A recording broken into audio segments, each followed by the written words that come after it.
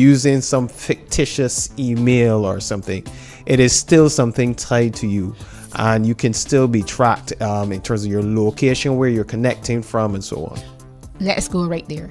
You say still be tracked, even if I have a fake name, as in Eliza 1234. You know, Eliza how can they figure out that Eliza 1324 will be tied to the laptop that is connecting at the home where you live on the ISP for Barbados. But I use my laptop anywhere, hence it's a laptop.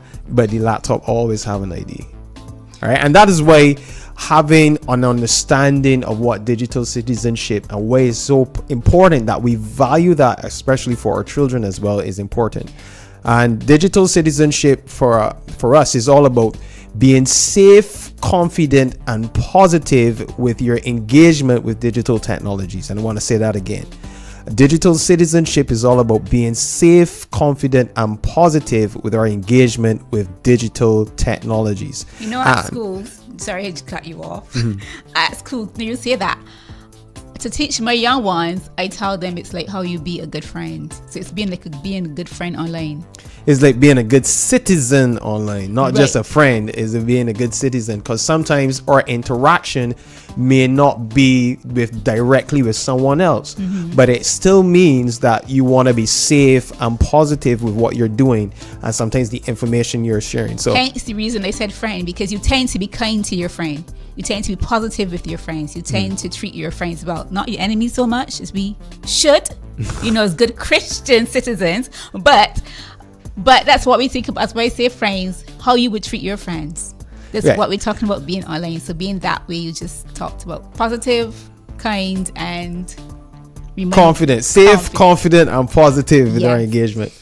So an easy way that you could remember the digital citizenship, we break it down into 3 C's. All right, who are we contacting? So if we're talking about friends, the people that you're connecting with online. So that's being safe, right? So being safe, confident, and positive with how we communicate and contact persons online.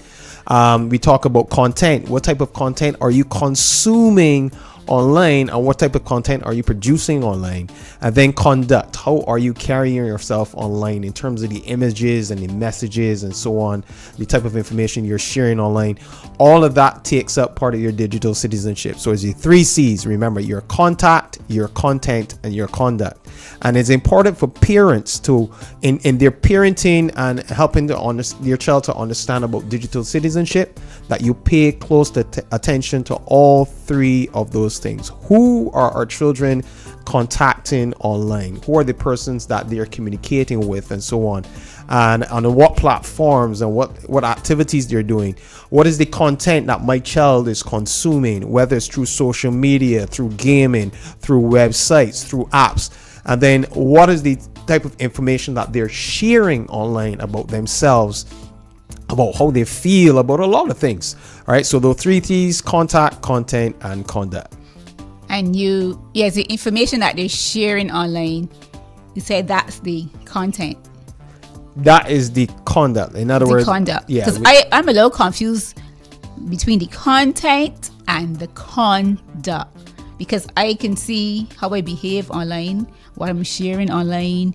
Is that not my conduct as well, or that's not a literal term of conduct? So conduct has to deal with, in essence, what you're communicating, all right, through digital technologies. So it's like your messaging and so on, the images you're sharing, the videos you're sharing. No, and content is more so to do with what you are consuming. Okay. All right, what you are watching online, what you are gaming, in terms of your gaming, what posts you're interacting with. So that's your content. And we say contact has to deal with the person on the other end of that communication. Who is that person? And so if we look at let's start with contact. If we look at contact, normally you will hear parents say, don't talk to strangers. And that seemingly might be an easy thing for some children to connect with. You see a literal stranger down the road, and that stranger come and say, hey, you want a lollipop? And the children say, man, don't talk to strangers, and you're not gonna tell me mommy, or stranger danger, that type of thing. But in the digital world, there aren't those type of you may not have those type of we say guards in the same way, because you may be contacted by someone in, let's say the child is gaming in Roblox, and the child is having fun gaming, and someone joins in the game as well, and they're having fun with them, and sometimes the person might help them through a difficult part of the game or whatever, and they build camaraderie over time. Now, the dangerous thing about it is that you can't trust anyone online, because if you don't know the person in real life, we normally encourage our children, do not talk or share information with persons you do not know personally, or like in the physical realm. And the reason for that is that a lot of people go online and they basically impersonate or create different profiles of who they want you to think they are, and those people are called catfishers in essence. And you just talked about not trusting anyone I do not know online, but you don't know in real life. You do not know in real life, right? But you just said it as well. People go online and impersonate others, so they can pretend to be someone that I do know in real life. And this is where the interaction with the person you know in real life can qualify that. So, because I know of situations where, for instance, someone may contact someone and say, hey, I lost my passport and I need to pay $500 to get it organized, and I lost my wallet at the same time. Can you send some money for me? And it looks like the same person in terms of whether it's a number or a Facebook account, but you don't realize that person was hacked, and then you gone and you send in information. So having a follow-up by a phone call to that person directly and say, hey, I just got a message from you, is what you're saying correct? And that would have saved a good cast of people that I know some money, because a couple people here in Barbados were scammed in that way. So it's very important that we teach our children. You can't trust who is on the other line. It's always best to verify. And as parents, you need to know who are the persons your child is connecting with online. And that is through the games, that is through WhatsApp, that is through whatever platforms they're connecting with. Who are the persons that you are communicating with online? And that is very important. And I'm glad you brought up through the games, because I don't think a lot of parents recognize that their children can connect with others online via the games. They know that the games can be played online, but they don't think of it like social media. So they think, oh, my child doesn't have a social media account, so they're safe. But then they're on the games and they're really still doing the same thing. So tell us about just a little bit. We don't have much time on this very fleeting half an hour, but the gaming, because I know that can be dangerous when it comes to like digital citizenship. Right. So the thing about gaming, that is like a common ground for a lot of pedophiles to basically groom children. And you're seeing it a lot overseas. You're also seeing it here in Barbados. When we go into schools and we talk to, even in primary schools, and we talk to children about, have you ever been contacted by someone you thought was an adult? And you ask them how they were, and it's usually through gaming that they would have recognized that interaction. And you have to be aware of a lot of the grooming techniques that these persons use. And so they would go into the game, they would have a character that looks like a normal teenager or whatever that they probably scammed from off of the internet, and they start to simulate certain types of behaviors and so on, and start to build that trust with the child in order to get certain information. And then they will ask things like, what's your name, what's your real name, where do you live, can you send me a picture of you, blah blah blah. And they use sometimes some of they might, for instance, if you're playing Fortnite, the person might help you in terms of getting back your health or kill some person for you, and you build that camaraderie, but not realizing who it is that is really on the other end. So that is why it's so important that parents pay attention. One of the things that we've known also happening in Barbados through WhatsApp groups especially, there are cases that I know of where children are in WhatsApp groups thinking that they are talking to other children in a class or a school friend in another school, and it turned out that these persons are actually adults, and you look at some of the information that they're asking, like send me a picture, I want to see you topless or whatever, and your children thinking that this is just some innocent friend don't realize that this is actually an adult, and they're grooming these young women and young boys into doing certain things online to let down the guard. Wow, that's why we're definitely going to be looking at internet safety coming up, because wow, this is I don't think a lot of parents are aware, and they really need to be if you're going to protect our children. And I was when they close on this in terms of the contact aspect of things, we're seeing more instances as well where young children are planning meets for persons that they only met online. So for instance, they will say, yeah, I again be at Shafet. So they don't know the person, they never met the person in real life, but sometimes they get involved in romantic relationships through online mediums, and they will say like, hey, I want to meet you, and they will go and say, I will meet you at Shafet, and they can go, I can be wearing this and they can be wearing that. And we've heard several instances where that has happened, and it is important for parents to know who your children are communicating with online. So important to know this. I can't wait to go into this more, but I'm trying to control myself as you tell us more about digital citizenship. I've got it slowly. Citizenship. So why is it really important to be a good digital citizen?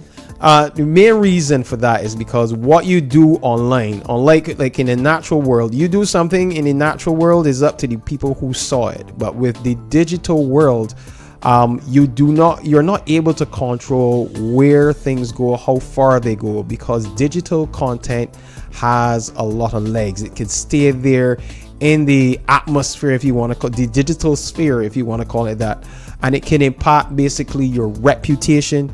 It could impact your school career, your academic career. It could impact your future jobs and so on. It could impact your privacy and safety. It could impact even in terms of the what used to be the Computer Misuse Act is now called the lost. I can't help you. So yes, you are lost indeed. I just had it in my head and I just lost it. But basically, it's the law in Barbados that governs what we do on digital previously called devices. Computer Misuse. Yeah, previously called Computer Misuse Act. The Cyber Crimes Bill, I think is what it's called now. All right, so all these things impact our children, and it is very important that we understand these dynamics in terms of the digital world, because they will have bearing on our children. It's not only their mental health and their mental wellness, but it's actually these real world impacts that they can have. And so we talked about contact, and I want to mention now conduct. So our children need to know, all right, what are the types of information that is safe for me to share online? What are the things that I should not be sharing online? And that is things that we should ask ourselves. So things like, you will hear more of this in our next session in terms of privacy and safety. But we have apps and websites that we all interact with, and sometimes they ask us for some information that we have to be very careful of, because some of this information is too sensitive. Sometimes we give apps permissions that we should not give them. I'm going to ask you about that, because there's this wonderful things called cookies, and it sounds really tasty. And everything asks you for cookies, and we think cookies is a good word. So yeah, sure, cookies. So what are cookies, and is this a issue? Cookies can be good and cookies can be bad. Cookies are basically small bites of information about your browsing experience with the app or the website. And so sometimes it stores information to help you interact with the website better. So like your user session, which remembers your password or your email address and your preferences when interacting with the website. But sometimes if you read the clause on the website, they which say no one reads. Right. When you say to accept, normally you will see three types of information that they will say: necessary cookies, then they have cookies now to help ensure that you have a good user experience. And then there's cookies that are shared for marketing purposes for third parties, and sometimes that information is sold to what we may call data mining sites or advertisers or third party sites who could use it now to target you in terms of ads and target you for other information, or sometimes unfortunately in the dark web. And so when we go on sites and when we play certain games as well, it's very important that we look at the permissions that we give these apps. I don't know if you're old enough, so you could remember the days when cell phones did not have a flashlight button automatically there. And you I don't know what you're talking about, Arnal. Just because someone said that you look like 30 something, you can't remember. But anyhow, one of the things I remember when we had the flashlight apps, that's where you had to actually download an app to turn on the flashlight. Right, that sounds vaguely familiar. Right. Someone told me about it. Yeah. Right. And sometimes when you look at the permissions for some of these flashlight apps, they're saying there's asking permission for your contacts, there's asking permission for your call history, asking permission for your location. What is a flashlight app? Asking for all those permissions. So that is why it's so important that when you download these apps and so on, you understand what permissions, what privacy or safety threats or permissions that may be given to these apps, and am I comfortable with doing that? That's a good question, because I want to get to that. As a parent, and I am not necessarily au fait with all these things, but my child is enthusiastic when they go online to get the different games. I'm only going to the app store, they're free. But you're just telling me that sometimes these cookies are there. So how... More than cookies, but yes. Right. So asking for all this information and permissions, how best then as a parent can I protect my child? Am I being too, helicopter of a parent if I decide I want to check everything you want to download before you download it? Check everything before you download it. And here's the reason why. You have apps like Google Family Link, which as we have said several times on EKCO Nation's radio show, anytime you're giving a child, teen, a young person a device, as the parent, make sure that you install this first and that you set up the child's profile correctly on that with the right age and everything, so that you can have access to controlling in terms of what apps they could download, what type of content they see, having in terms of the search online and so on, and then in terms of screen time. You could control those things. So when you as a parent have that in place, when a child now is getting ready to download an app, the child has to ask the parent for permission to download this app. And what the parent could then do is go and do your research. Go check out on the Google Play Store what this app is about, and you can find out if this app is rated for my child, because sometimes we are giving children access to apps and to games that are not rated for their age. So you need to be aware of that when doing that. And then the other thing is that you also want to ensure that you're downloading apps from reputable stores. So like the Google Play Store if you have an Android device, or the Samsung Play Store you have a Samsung device, and if you have an Apple device, it'll be the App Store. Now, the reason for this is because I know that there are apps that children may go and download from different places, and sometimes when you go and look at the app in the phone, it looks like a normal calculator app, but in the back of that, the back door of that app, it allows your child to do some other things that they should not be doing. Other things like having private messaging apps, being access to what we will call illegal content, right?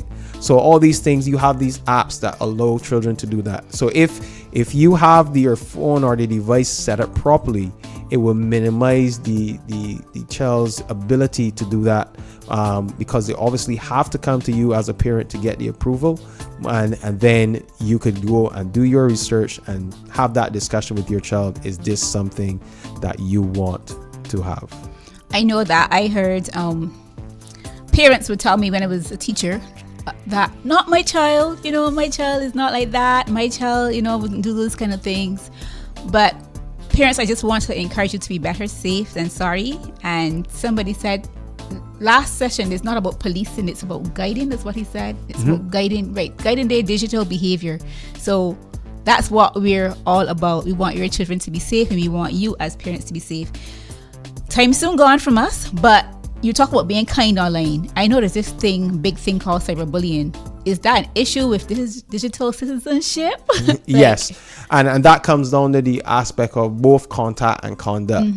And we want our children to be safe, and we want them to think before they post online. And that is all about, is this something that is true? Is it something that is honorable? Is it something that is inspiring? Is it nice? Is it kind? And if it doesn't fit those criteria, you don't need to post it. And cyberbullying is a major concern right now, especially in secondary schools. That is one of the things that a lot of our school counselors and guidance counselors talk to EKCO Nation about, because you see it impacting the real world. So you may see a fight or whatever in a real school, on the school campus, but it started online where someone said something or shared something. And then you also have the whole idea of how it impacts the mental wellness of the child, especially, for instance, if the child did something appropriate and somebody shared that with everyone, and then persons start to send it around and say mean things about the child. So all these are things that are relevant, and that is why parents need to seriously look at that, because that will impact your child's digital citizenship. That would impact how they're viewed and seen in the real world, their reputation, their character. All these things are based on the things that they post, how they comment on things, if they got into cyberbullying. So parents, you cannot ignore it. And the digital world is here to stay. It is a part of their real world. So we need to take better care of that as parents, to understand that we are there to empower, to nurture, and to protect, and make sure their digital world is safe, positive, and confident. I want you to, in a nutshell now, I know this is hard for you, but wrap up or to repeat basically the gist of digital citizenship and why parents should be interested in this. All right, so digital citizenship, as we said before, is all about being safe, confident, and positive with our digital engagement, or our engagement with digital technologies. And it takes into light how we communicate with others, how we participate in digital communities online, and what type of content are we consuming.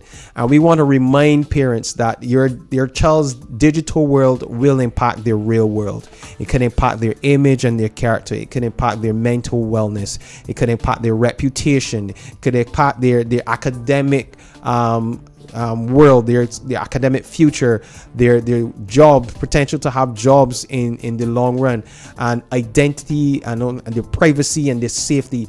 All of these things can in the real world can be impacted by what they do in the digital world. So we cannot ignore it as parents. We need to nurture, we need to empower, we need to protect. And those three words again: content, and conduct. Yes. And conduct. Yes, contact, content, conduct. So thank you so much. This has been the EKCO Wise half hour, brought to you by the Massey Foundation. We are here every Tuesday at 4 p.m. Next week, we have a very special guest coming in talking about digital privacy and safety. So you're going to hear more about that. Make sure to follow EKCO Nation, like us, and follow us online on YouTube, on Facebook, and on Instagram. And if you want more content like this, we want to let you know about that, to follow EKCO Nation. And we also want to let you know that we have a EKCO Nation camp coming up. So very soon, get ready for that. Is your home a battleground over screen time?